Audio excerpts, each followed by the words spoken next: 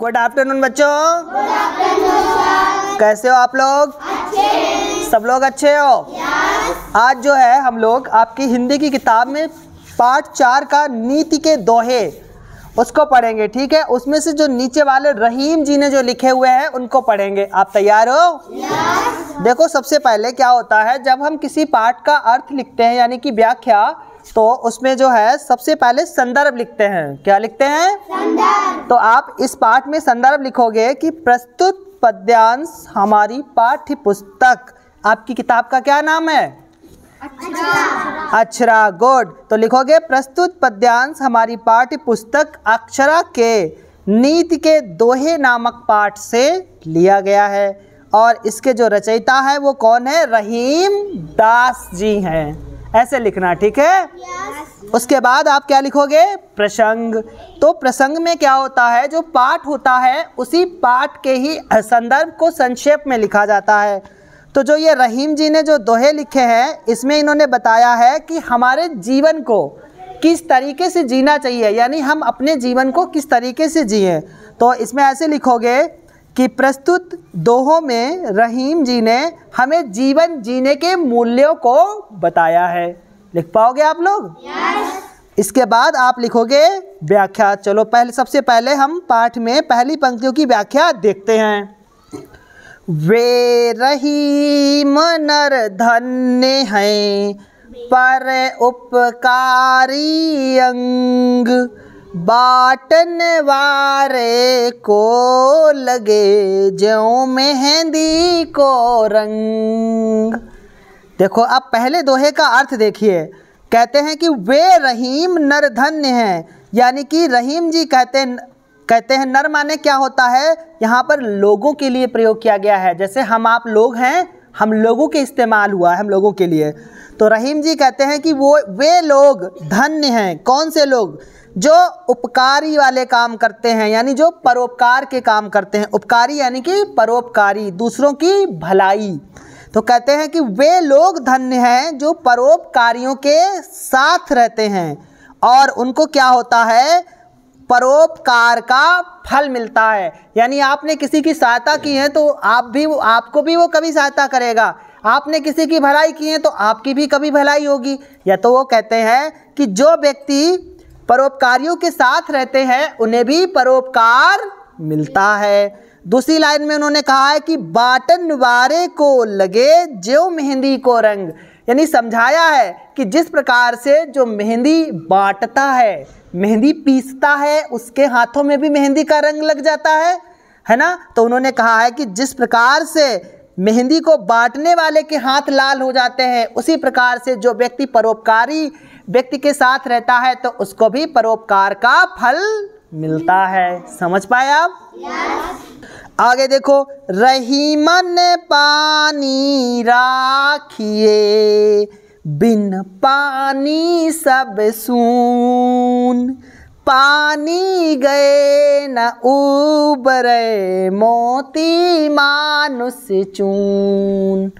अब देखिए, इन पंक्तियों में रहीम जी क्या बताते हैं। रहीम जी कहते हैं कि पानी को बचा कर के रखना चाहिए। रहीमन पानी राखिए, पानी को बचा कर के रखना चाहिए, क्योंकि पानी के बिना सब कुछ सूना है। कहते सब सून, पानी नहीं होगा तो बहुत कुछ चीज़ें आप नहीं कर पाओगे। जैसे कि आप पीने के लिए नहीं मिलेगा पानी, आपकी प्यास नहीं बुझेगी, आप स्नान नहीं कर पाओगे, कपड़े नहीं धुल पाओगे, बहुत सारे काम रुक जाएंगे। तो वही कहते हैं रहीमदास जी कि पानी को बेकार नहीं करना चाहिए, बर्बाद नहीं करना चाहिए, पानी को बचा कर के रखना चाहिए, क्योंकि पानी के बिना सब कुछ सूना है। आगे कहते हैं पानी गए न उबरे, मोती मानुष चून। कहते हैं कि पानी के चले जाने पर मोती, मनुष्य और चूना, मोती मानुष चूना, मोती और मनुष्य और चूना, ये तीनों क्या होते हैं? महत्वहीन हो जाते हैं। क्योंकि मोती का पानी जो है, मोती का जो पानी है वो चमक के बिना, मनुष्य का पानी प्रतिष्ठा के बिना, और चूने का पानी जल के बिना, यानी कि कहते हैं चूने का पानी के बिना और मोती का पानी के बिना और मनुष्य का पानी के बिना जो है तीनों का महत्व तो कुछ भी नहीं होता है। यहाँ पर मनुष्य के पानी जो है वो इज्जत के लिए प्रयोग हुआ है कि मनुष्य की जब इज्जत और प्रतिष्ठा नहीं बचती है तो उसके पास कुछ भी नहीं बचता है। उसी प्रकार से अगर चूने में पानी ना मिलाया जाए तो चूना भी सही नहीं होता है। और मोती का भी अगर पानी यानी मोती के ऊपर की चमक खत्म हो जाए, जो चमकता है मोती उसकी चमक खत्म हो जाए तो वो मोती नहीं लगता है। तो इसीलिए कहते हैं कि तीनों चीज़ों का होना बहुत ज़रूरी है। समझ आया? यस। रही मन निज मन की बिथा, मन ही राखो गोय, सुनी अठिलई हैं लोग सब, बाँट न ले है कोय। अब इसमें देखिए रहीम दास जी कहते हैं कि रहीमन निज मन की व्यथा, यानी कि मनुष्य को अपने दुखों को अपने मन में ही रखना चाहिए। मन ही राखोगे यानी आपको कोई परेशानी है तो उस परेशानी को कहते हैं कि अपने पास ही रखनी चाहिए, और कहते हैं किसी दूसरे व्यक्ति को किसी और को नहीं बतानी चाहिए, क्योंकि हम अगर अपने दुखों को किसी और को बताएंगे तो वो हमारा दुख तो कम नहीं करेगा बल्कि क्या करेगा, सुनी अठिलई है, हंसी मजाक करेगा। सब बाँट न ले हैं कोय, यानी कि आपके शरीर में जो परेशानी है जो दुख है वो दूसरा बाँट नहीं लेगा और वो आपकी दुख और परेशानी को क्या करेगा, सुन कर के मजाक बनाएगा, अठिलाएगा, आपसे तफड़ी लेगा आपकी। समझ गए? इसलिए रहीम दास जी कहते हैं कि अपने मन की जो व्यथा है, अपने मन की जो परेशानी है, दुख है, नहीं बताना चाहिए किसी और को। अगर आप किसी और को बताओगे तो क्या होगा, वो हंसी मजाक बनाएगा। समझ आया? यस। जो बड़न को लघु कहे नहीं, रहीम घट जाहि, गिरधर मुरलीधर कहे, कछु दुख मानत नाहि।